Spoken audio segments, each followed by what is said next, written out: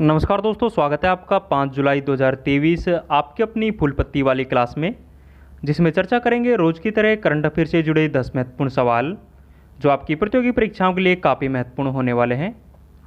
दोस्तों, यदि आपने हमारे पिछले करंट अफेयर के वीडियोज़ नहीं देखे हैं तो वो भी आप ज़रूर से देखें, जिसका लिंक इस वीडियो के नीचे कमेंट बॉक्स में मिल जाएगा। दोस्तों, यदि आप चैनल पर नए हैं तो प्लीज़ चैनल को सब्सक्राइब करें, वीडियो को लाइक करें और ज़्यादा से ज़्यादा इस वीडियो को अपने दोस्तों के साथ में शेयर करें। तो बिना किसी देरी के स्टार्ट करते हैं आज का पहला क्वेश्चन है, हाल ही में भारत की अध्यक्षता में 23वें शंघाई शिखर सम्मेलन में अतिथि देश के रूप में किसे आमंत्रित किया गया है? तो हाल ही में भारत के द्वारा जो शंघाई शिखर सम्मेलन है इसके 23वें सत्र की अध्यक्षता की गई है और भारत के द्वारा इसमें अतिथि देश के रूप में तुर्कमेनिस्तान को बुलाया गया है। तो ये आपको ध्यान रखना है। और इस वर्ष एससीओ की जो थीम है टुवार्ड ए सिक्योर एससीओ इसकी थीम रहने वाली है। तो ये आपको ध्यान रखना है। और एससीओ के बारे में बात करें तो एससीओ की फुल फॉर्म है जो शंघाई कॉरपोरेशन ऑर्गेनाइजेशन इसकी फुल फॉर्म होती है, मतलब शंघाई सहयोग संगठन इसकी फुल फॉर्म है। इसकी स्थापना है जो 1996 में इसकी स्थापना है, जो शंघाई 5 के नाम से इसकी स्थापना होती है। तो आपको ध्यान रखना है। इसका हेडक्वार्टर है जो बीजिंग में स्थित है। एससीओ नाम है इसका साल 2001 में एससीओ नाम पड़ता है, तो आपको ये ध्यान रखना है।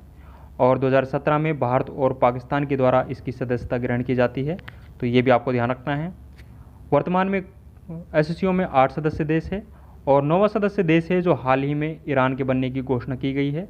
तो ये पॉइंट्स भी आपको ध्यान रखना है कि ईरान है जो एससीओ का 9वां सदस्य देश होगा, इसकी हाल ही में घोषणा की गई है।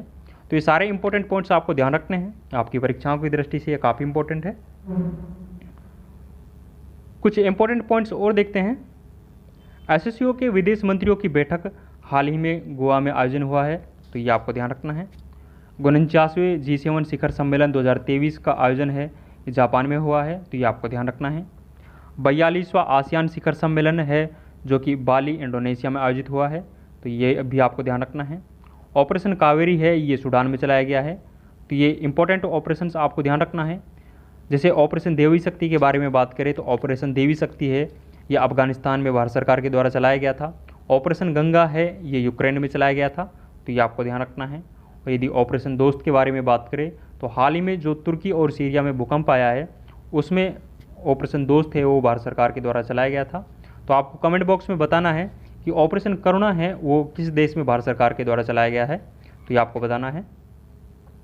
दोस्तों, आगे बढ़ने से पहले मैं आपको बता दूँ इन सभी 10 क्वेश्चंस की जो PDF है वो हमारे टेलीग्राम चैनल जीने स्टॉक पर मिल जाएगी। इसका लिंक इस वीडियो के नीचे कमेंट बॉक्स में दिया हुआ है, वहाँ जाकर आप ये PDF डाउनलोड कर सकते हो।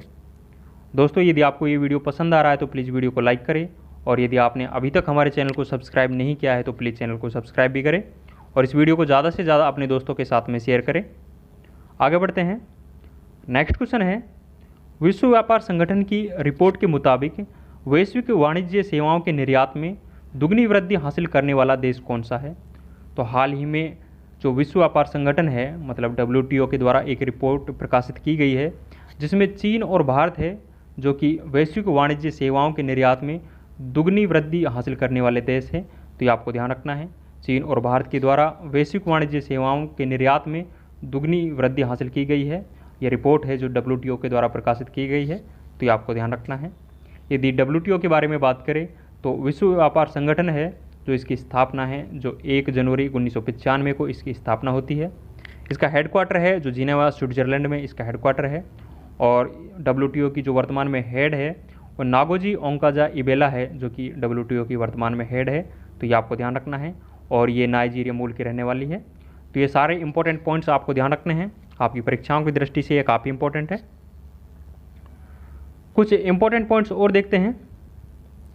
UNO में भारत का स्थायी प्रतिनिधि है ये रुचिरा कंबोज है, तो ये आपको ध्यान रखना है। वर्ल्ड बैंक के वर्तमान में अध्यक्ष है जो अजय बंगा है। अजय बंगा को वर्ल्ड बैंक का निर्विरोध अध्यक्ष हाल ही में चुना गया है, तो ये आपको ध्यान रखना है।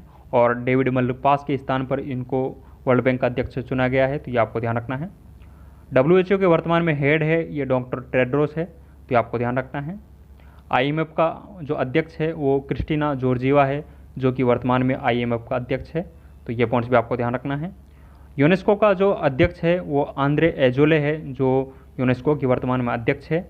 और यूनेस्को का जो हेडक्वार्टर है वो पेरिस फ्रांस में स्थित है, तो तो ये भी आपको ध्यान रखना है। आपको कमेंट बॉक्स में बताना है कि यूनेस्को है इसकी स्थापना कब होती है, ये आप कमेंट बॉक्स में ज़रूर बताएं। नेक्स्ट क्वेश्चन देखेंगे, हाल ही में ग्लोबल शतरंज लीग के पहले संस्करण का आयोजन कहाँ किया गया है?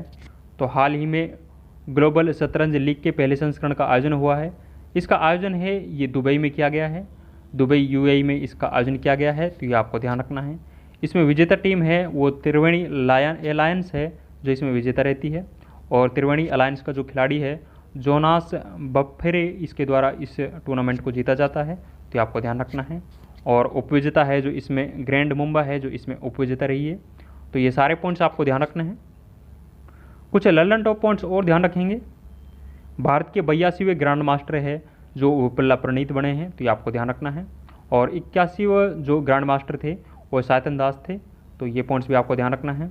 और आपको कमेंट बॉक्स में बताना है कि भारत का जो पहला ग्रैंड मास्टर था वो कौन था और पहली भारतीय महिला ग्रैंड मास्टर कौन थी, तो ये दोनों क्वेश्चंस आपको कमेंट बॉक्स में बताने हैं। नेक्स्ट पॉइंट है, अंतर्राष्ट्रीय फुटबॉल में सर्वाधिक गोल करने में सुनील छेत्री का कौन सा स्थान है? तो अंतर्राष्ट्रीय फुटबॉल में जो सर्वाधिक गोल करने में जो भारतीय फुटबॉलर सुनील छेत्री है इसका चौथा स्थान है, और पहला स्थान है जो क्रिस्टियानो रोनाल्डो का है जिनके द्वारा अंतर्राष्ट्रीय फुटबॉल में सर्वाधिक गोल किए गए हैं, तो ये आपको ध्यान रखना है। फीफा वर्ल्ड कप 2022 जो कि कतर में आयोजित हुआ था, इसमें गोल्डन बूट का अवार्ड है ये किलियन मेबापे को प्रदान किया गया था जो कि फ्रांस देश के रहने वाले थे, और गोल्डन बॉल का अवार्ड है जो लियोनेल मेसी को प्रदान किया गया था और अर्जेंटीना मूल के रहने वाले हैं। और ये जो फीफा वर्ल्ड कप 2022 में आयोजन हुआ है ये कतर में हुआ है, इसका चैंपियन है जो अर्जेंटीना इसमें चैंपियन रहता है। और उपविजेता के बारे में बात करें तो इसमें फ्रांस है जो इस टूर्नामेंट का उपविजेता रहता है, तो ये भी आपको ध्यान रखना है। नेक्स्ट पॉइंट देखेंगे, टोक्यो ओलंपिक में भारत का पदक तालिका में कौन सा स्थान है? तो टोक्यो ओलंपिक में भारत का पदक तालिका में 48वां स्थान था।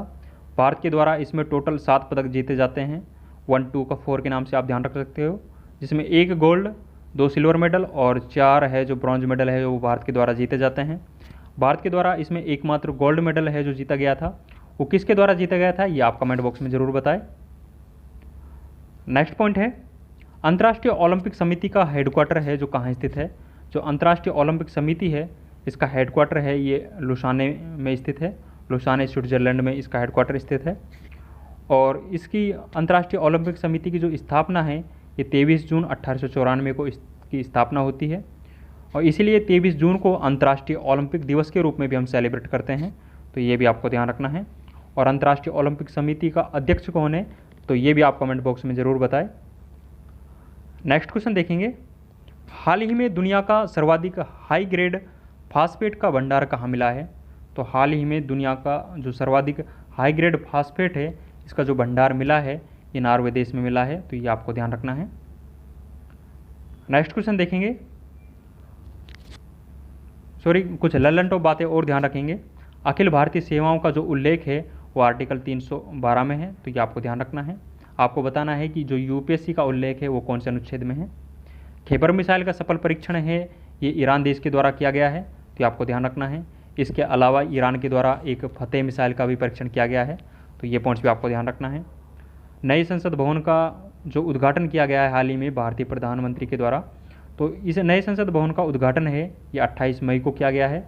जो वीर सावरकर है जो इनकी जयंती पर इसका उद्घाटन किया गया है, तो आपको ध्यान रखना है। नए संसद भवन के बारे में बात करें तो नए संसद भवन का निर्माण है जो टाटा के द्वारा सेंट्रल विस्टा प्रोजेक्ट के तहत इसका निर्माण किया जाता है।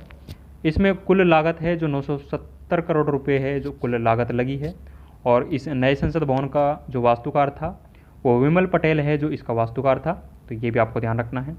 लोकसभा की इसमें 888 सीटों का निर्माण किया गया है जो कि मोर के आकार की है, और राज्यसभा की 384 सीटें होगी इसमें जो कि कमल के आकार की है। तो ये आपको नए संसद भवन के बारे में जितने भी पॉइंट्स हैं वो सारे ध्यान रखने हैं। आपकी परीक्षाओं की में इनसे संबंधित एक न एक क्वेश्चन ज़रूर बनने वाला है, तो ये आप बहुत बारीकी से देखें। नेक्स्ट पॉइंट है, भारत की पहली पॉड टैक्सी है जो हाल ही में नोएडा उत्तर प्रदेश में प्रारंभ की गई है, तो ये भी आपको ध्यान रखना है। आगे बढ़ते हैं। नेक्स्ट क्वेश्चन है, हाल ही में खाद्य और कृषि संगठन FAO का महानिदेशक किसे नियुक्त किया गया है? तो हाल ही में खाद्य और कृषि संगठन मतलब फूड एंड एग्रीकल्चर ऑर्गेनाइजेशन का जो महानिदेशक नियुक्त किया गया है वो क्यू डोंग्यू को नियुक्त किया गया है, जो कि चाइना मूल के रहने वाले हैं।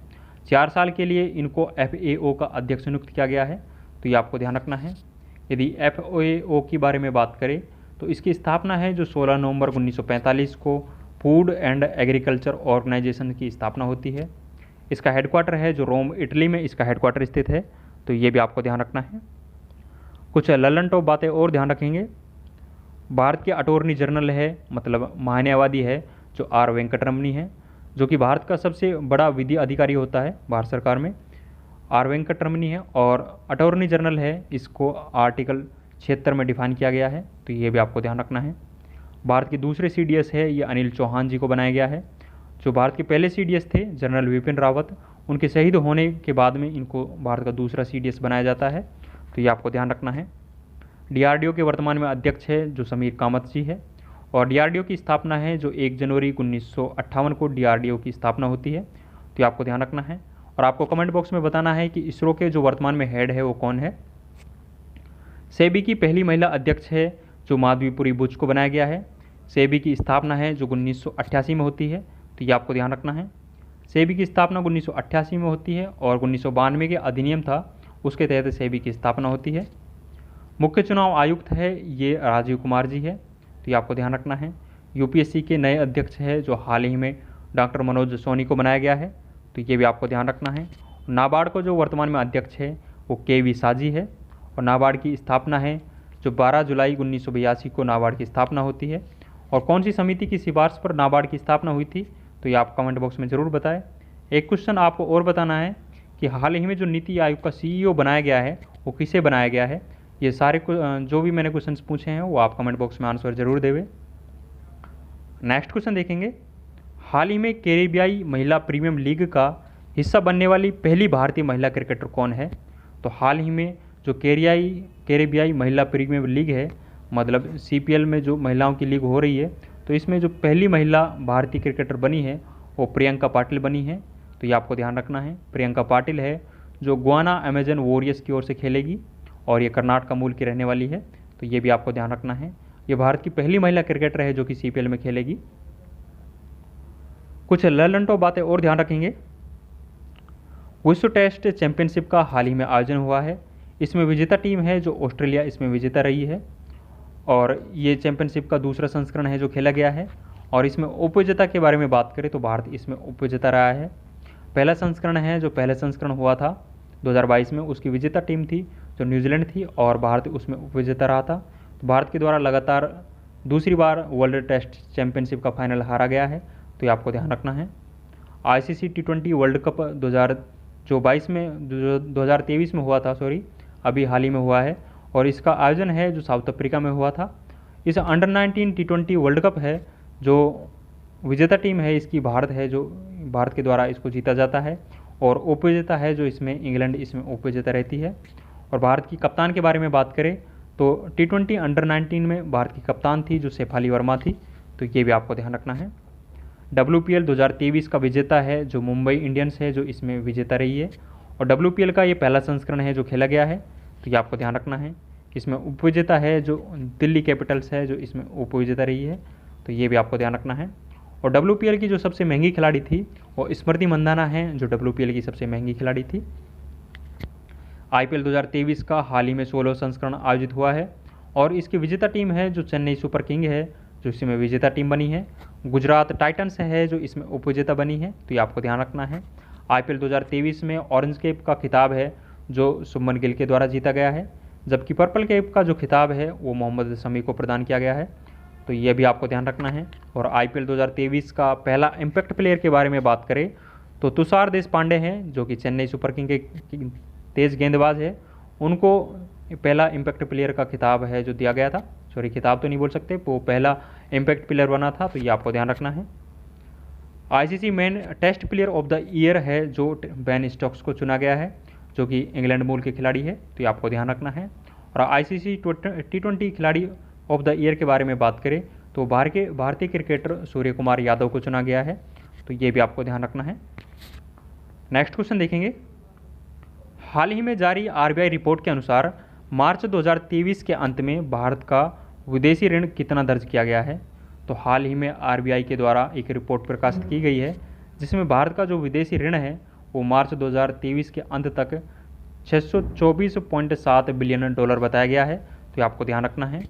पिछले वित्त वर्ष की तुलना में ये भारत का जो विदेशी ऋण है उसमें 5.6 बिलियन डॉलर की वृद्धि दर्ज की गई है। तो ये भी आपको ध्यान रखना है। और मार्च 2023 तक भारत का विदेशी ऋण है जो 624.7 बिलियन अमेरिकी डॉलर है। तो ये भी आपको ध्यान रखना है। और ये रिपोर्ट है जो आरबीआई के द्वारा हाल ही में प्रकाशित की गई है। आरबीआई के बारे में बात करें तो आरबीआई की स्थापना है जो 1 अप्रैल 1935 को होती है। अधिनियम 1934 के तहत इसकी स्थापना होती है। और आरबीआई के जो वर्तमान में गवर्नर है वो शक्तिकांत दास जी है जो कि आरबीआई के 25वें गवर्नर है। तो ये भी आपको ध्यान रखना है। आरबीआई के पहले गवर्नर थे वो जो ऑसबोर्न स्मिथ थे। और यदि पहले भारतीय गवर्नर के बारे में बात करें तो वो सीडी देशमुख है जो आरबीआई के पहले भारतीय गवर्नर थे। तो ये आपको ध्यान रखना है। और आपको कमेंट्स बॉक्स में बताना है कि जो आरबीआई का जो हेडक्वार्टर है वो कहाँ स्थित है, ये आप कमेंट बॉक्स में ज़रूर बताएं। कुछ ललन टॉप बातें और ध्यान रखेंगे।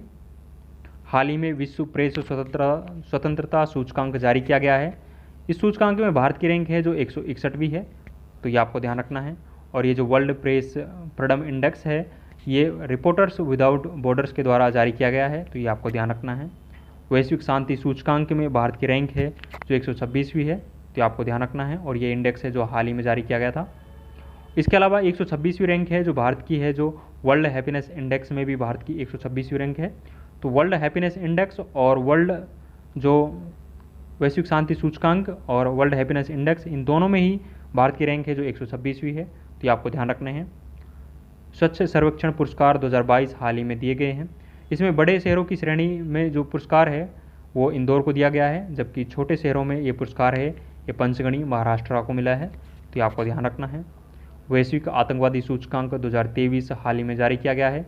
इसमें भारत का स्थान है वो 13वां है। और इस सूचकांक में जो पहले स्थान पर है वो अफगानिस्तान है। तो ये आपको ध्यान रखना है।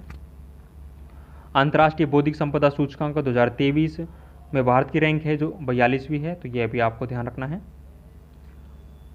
और आपको कमेंट बॉक्स में बताना है कि जो हाल ही में वर्ल्ड बैंक के द्वारा लॉजिस्टिक परफॉर्मेंस इंडेक्स जारी किया गया है उसमें भारत की रैंक कौन सी है। तो ये आप कमेंट बॉक्स में ज़रूर बताएं।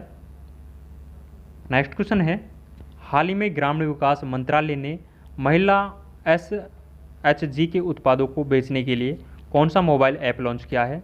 तो हाल ही में ग्रामीण विकास मंत्रालय के द्वारा जो स्वयं सहायता समूह है, मतलब इसका फुल फॉर्म है सेल्फ हेल्प ग्रुप, मतलब सेल्फ हेल्प ग्रुप के जो उत्पाद है उनको बेचने के लिए ग्रामीण विकास मंत्रालय के द्वारा ई-सरस ऐप है जो लॉन्च किया गया है। तो ये आपको ध्यान रखना है। कुछ ललन टॉप बातें और ध्यान रखेंगे।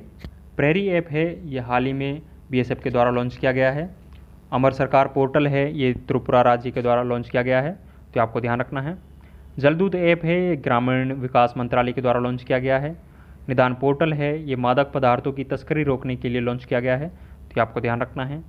स्केल ऐप है ये चमड़ा उद्योग के लिए लॉन्च किया गया है। तो ये भी आपको ध्यान रखना है। किसान ऐप है जो IIT रुड़की के द्वारा लॉन्च किया गया है। तो ये भी आपको ध्यान रखना है। ई समाधान पोर्टल है ये UGC के द्वारा लॉन्च किया गया है। ई अमृत ऐप है जो नीति आयोग के द्वारा हाल ही में लॉन्च किया गया है, जो कि इलेक्ट्रिक व्हीकल है इनको बढ़ावा देने के लिए ई अमृत ऐप है लॉन्च किया गया है। ई कुंभ ऐप है जो भारतीय राष्ट्रपति द्रौपदी मुर्मू के द्वारा हाल ही में लॉन्च किया गया है, जो कि स्थानीय भाषाओं को बढ़ावा देने के लिए ई कुंभ ऐप है लॉन्च किया गया है। तो ये भी आपको ध्यान रखना है। नेक्स्ट क्वेश्चन देखेंगे, हाल ही में केंद्रीय गृह मंत्री अमित शाह ने अक्षर रिवर क्रूज कहाँ लॉन्च किया है? तो हाल ही में भारतीय गृह मंत्री अमित शाह के द्वारा अक्षर रिवर क्रूज है जो लॉन्च किया है। इसको अहमदाबाद गुजरात से लॉन्च किया गया है। जो अक्षरा नदी है इसके साबरमती फ्रंट से इस अक्षर रिवर क्रूज को लॉन्च किया गया है। तो आपको ध्यान रखना है। इस क्रूज में एक साथ 165 यात्री यात्रा कर सकते हैं। तो ये आपको ध्यान रखना है। कुछ ललन टॉप बातें और ध्यान रखेंगे। मालाबार अभ्यास है ये इंडिया, ऑस्ट्रेलिया, USA और जापान के मध्य में आयोजित होता है। ये क्वेड देश में ये चारों देश शामिल है और इनके जो क्वेड देशों का जो अभ्यास होता है उसे हम मालाबार के नाम से जानते हैं। तो ये चारों देशों के द्वारा मालाबार अभ्यास का आयोजन होता है। तर्कस अभ्यास है ये भारत और USA के मध्य में आयोजित होता है। तो ये भी आपको ध्यान रखना है। वरुण अभ्यास, गरुड़ शक्ति, फ्रिंजेक्स, ये तीनों ही अभ्यास है ये भारत और फ्रांस के मध्य में आयोजित होते हैं, तो यह भी आपको ध्यान रखना है। ट्रॉपिक्स 2023 अभ्यास है जो भारतीय नौसेनाओं के द्वारा आयोजित किया गया है, तो ये भी आपको ध्यान रखना है। वीर गार्जन अभ्यास है जो भारत और यूएसए के मध्य में आयोजित होता है, तो ये भी आपको ध्यान रखना है। इसके अलावा धर्म गार्जन भी भारत और जापान के मध्य में ही आयोजित होता है। वीर गार्जन है ये वायुसेना अभ्यास है। एपेंडेक्स अभ्यास है ये भारत और साउथ अफ्रीका के मध्य में आयोजित होता है, तो ये भी आपको ध्यान रखना है। एकता अभ्यास है जो कि भारत और मालदीव के मध्य में हाल ही में आयोजित हुआ है, तो ये आपको ध्यान रखना है। भारत और मालदीव के मध्य में एक और अभ्यास आयोजित होता है, वो आप कमेंट बॉक्स में आंसर दें। आज का अंतिम क्वेश्चन देखेंगे। आज का अंतिम क्वेश्चन है, हाल ही में विश्व प्रसिद्ध श्रावणी मेला कहाँ प्रारंभ हुआ है? तो हाल ही में विश्व प्रसिद्ध जो श्रावणी मेला है ये देवधर झारखंड में प्रारंभ हुआ है। ये जो मेला है 8 सोमवार तक चलने वाला है और लगभग 1 महीने तक ये मेला चलेगा, तो ये आपको ध्यान रखना है। कुछ इंपॉर्टेंट पॉइंट्स और ध्यान रखेंगे जो कि कुछ महत्वपूर्ण फेस्टिवल है। रज महोत्सव है ये ओडिशा में सेलिब्रेट किया जाता है। इसके अलावा नोआखाई भी ओडिशा में सेलिब्रेट किया जाता है। और हाल ही में ओडिशा में जो जगन्नाथ रथ यात्रा है वो पुरी जगन्नाथ से प्रारंभ हुई है, तो ये भी आपको ध्यान रखना है। खजुराहो जो नृत्य महोत्सव है ये मध्य प्रदेश में आयोजित होता है, तो ये भी आपको ध्यान रखना है। लोसांग फेस्टिवल है ये सिक्किम में आयोजित होता है, जबकि लोसर है जो लद्दाख में आयोजित होता है, तो ये भी आपको ध्यान रखना है। लेवेंटर फेस्टिवल है ये जम्मू कश्मीर में आयोजित होता है। श्री लिली महोत्सव है ये मणिपुर में आयोजित होता है, तो ये भी आपको ध्यान रखना है। त्रिशूरपुरम उत्सव है जो केरल में सेलिब्रेट किया जाता है, तो ये सारे इंपॉर्टेंट फेस्टिवल्स आपको ध्यान रखने हैं। आपकी परीक्षाओं की दृष्टि से इनमें स्टैटिक जीके के सवाल जरूर बनते हैं, तो ये आपको महत्वपूर्ण रूप से ध्यान रखना है। दोस्तों ये 10 इंपॉर्टेंट क्वेश्चंस हमने डिस्कस किए हैं जो कि आपकी परीक्षाओं की दृष्टि से काफ़ी इंपॉर्टेंट है। तो इन सभी 10 क्वेश्चंस की जो PDF है वो हमारे टेलीग्राम चैनल जीनेस टॉक पर मिल जाएगी, जिसका लिंक इस वीडियो के नीचे कमेंट बॉक्स में दिया हुआ है। वहाँ जाकर आप ये PDF बिल्कुल निःशुल्क डाउनलोड कर सकते हो। दोस्तों यदि आपको ये वीडियो पसंद आया है तो प्लीज़ वीडियो को लाइक करें, और यदि आपने अभी तक हमारे चैनल को सब्सक्राइब नहीं किया है तो प्लीज़ चैनल को सब्सक्राइब भी करें, और इस वीडियो को ज़्यादा से ज़्यादा अपने दोस्तों के साथ में आप शेयर करें। तो आज के लिए बस इतना ही, मिलते हैं नेक्स्ट वीडियो में। थैंक यू, जय हिंद।